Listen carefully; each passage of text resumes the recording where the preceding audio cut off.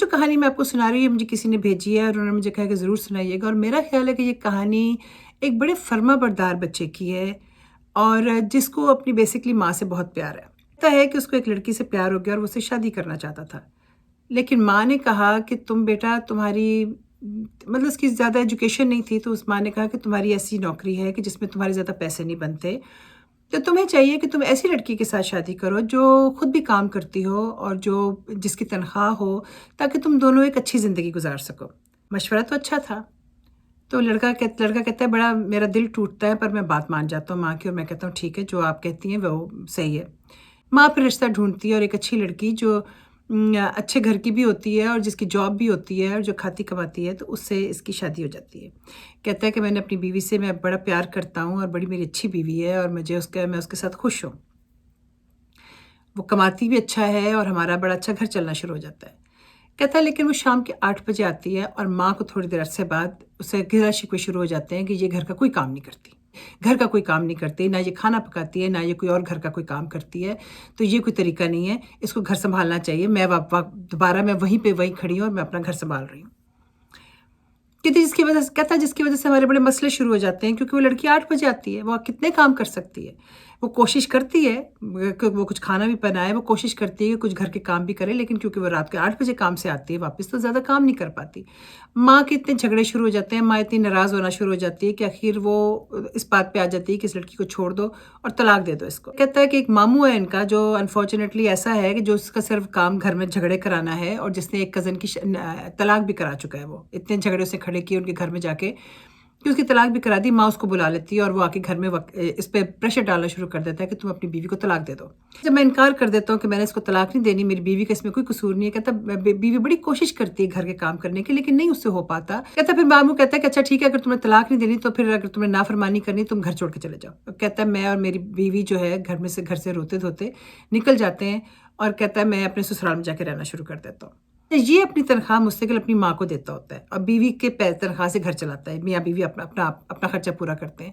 تو جب یہ ماں سسرال کی طرف چلا جاتا ہے تو وہاں پر بھی بیوی کہتی ہے کہ تم اپنی تنخواہ جو اپنی ماں کو ہی دو، تاکہ ان کا گھر چلتا رہے، کیونکہ باقی ایک چھوٹا بہن بھائی بھی ہوتے ہیں۔ اور کہتا ہے کہ ہم جو ہیں اپنا گھر اس کی تنخواہ سے اپنا گھر پورا کرتے ہیں۔ بھائی جو ہوتا ہے وہ کہتا ہے میں نے کاروبار کرنا ہے، اور وہ ماں کا گھر بکوا دیتے ہیں، ماں گھر بیچ دیتی ہے اور اس کا اپنا گھر کا پیسہ جو ہے اس کے بھائی کے کاروبار میں لگا دیتی ہے۔ اور ادھر جو ہے یہ اپنے بھائی جو سسرال میں رہ رہا ہوتا ہے وہ فائنلی اپنی بیٹی کو حصہ دیتے ہیں، اور وہ ان سے، اور جو انہوں نے پیسے جمع کیے ہوتے ہیں ان سے اپنا گھر خریدتے ہیں جو اپنے گھر میں رہ رہے ہوتے ہیں۔ کہتا ہے لیکن بھائی کا جو کاروبار ہے وہ چلتا نہیں ہے، اور اخیر میں یہ ہوتا ہے کہ ماں کا گھر بھی گیا، پیسے بھی گئے، اور اب وہ ماں جو ہے کرائے کے گھر میں رہ رہی ہے اس کے دوسرے بہن بھائی کے ساتھ۔ ماں جو ہے کرائے کے گھر میں رہ رہی ہے، جبکہ اس کا ماشاءاللہ اب اپنا گھر ہے، میاں بیوی دونوں رہ رہے ہیں۔ اس ساری سٹریس کے دوران ان کے 2 بچے ضائع ہو جاتے ہیں، اور اب وہ ایکسپیکٹ کر رہی تیسرے بچے کے ساتھ۔ تو اس کا یہ کہنا تھا کہ میری زندگی میں سکون ہے، میری زندگی میں اپنا گھر ہے، اب اللہ کرے گا مجھے اولاد بھی ہو جائے گی، میری بیوی بڑی اچھی ہے، اور میں آج بھی اپنی تنخواہ جو اپنی ماں کو دیتا ہوں۔ اس کا میسج یہ تھا کہ جو بچے اپنے ماں باپ کی سنتے ہیں اور ان کو اللہ ہمیشہ کامیابی دیتا ہے، اور آج وہ دیکھو کتنا کامیاب ہے کہ اس کا اپنا گھر ہے۔ تو میں نے اس کو کہا کہ تمہاری بیوی بہت نیک عورت ہے، اور تم اپنی بیوی کو ہمیشہ اس کی عزت کرنا، اس کو پیار دینا، اور انشاءاللہ اللہ چاہے گا تو تمہیں ایک صحت مند بچہ بھی ہوگا اور تمہاری زندگی آگے چلے گی۔ تم واقعی بہت اچھے ہو، بہت اچھے بیٹے ہو۔ لیکن مجھے اس کہانی میں افسوس ہوا کہ ماں کمپٹیشن میں آ گئی نا، پہلے بیٹے پہ کنٹرول اپنا جتا کے اس کی محبت پہلے ختم کرائی، جو کہ صحیح مشورہ دیا کہ چلو تمہاری زندگی میں ایک بہتر زندگی تمہاری بہتر گزرے گی اگر 2 لوگ کمانے والے ہوں گے، کیونکہ آج کل مہنگائی اتنی زیادہ ہے۔ لیکن جب دوسری بیوی کمانے والی آپ لے کے آئے تو پھر آپ اس بات کو انڈرسٹینڈ تو کرو نا کہ اگر وہ شام کو 8 بجے آئے گی تو پھر وہ آگے کھانا کیا پکائے گی، اور اگر وہ رات کو آ کے گھریلو کاموں میں لگ جائے گی اور کھانے پکانے لگے گی تو وہ صبح اٹھ کے کام پہ کیسے جائے گی؟ آخر انسان ہے، کوئی مشین تو نہیں ہے۔ بجائے اس کے کہ آپ اس کی قدر کرتی کہ بیٹا آپ کو تنخواہ دے رہا ہے، آپ کا گھر بار چل رہا ہے، اور بہو جو ایسی آپ لے کے آئی ہیں جو کما رہی ہے اور بیٹے کا گھر اچھا چل رہا ہے، تو آپ اس کو اپریشیٹ کرتی، اس کی مدد کرتی اور اپنی عزت رکھتی۔